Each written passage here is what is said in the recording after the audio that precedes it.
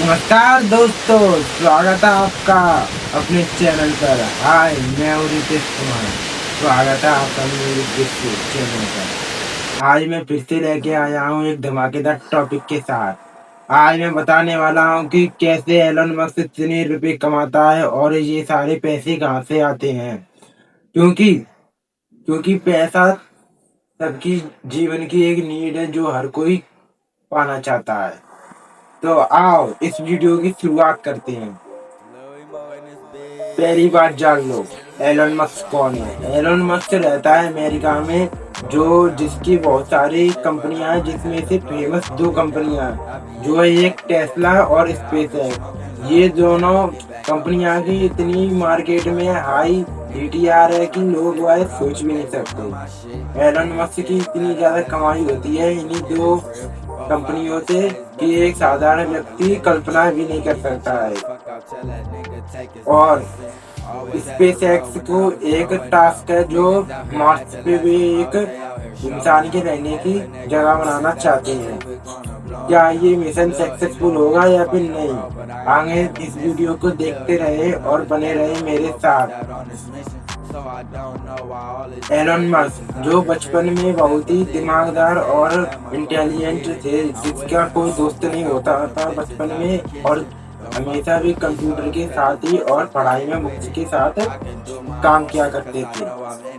जब वे कुछ बड़े हुए, उनके मम्मी पापा ने 10 साल की उम्र में उन्हें लैपटॉप और कंप्यूटर दे दिया, जिससे वे पढ़ाई करने लगे थे।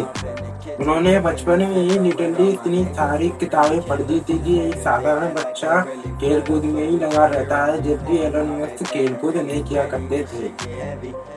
और जब वे कुछ 12-14 साल के हुए थे, उनने एक गेम डेवलप किया था जो उन्होंने 500 बिलियन $500 में बेच दिया था। एलन मस्क की ये पहले तो फर्स्ट इनकम थी जो उन्होंने अपने कमाई थी। फिर उसके बाद उन्होंने एक्स.com कंपनी में दाखिला किया।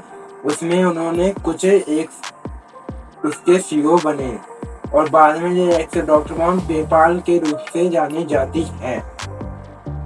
पेपाल कंपनी के सीईओ बनने के बाद जब वे अपने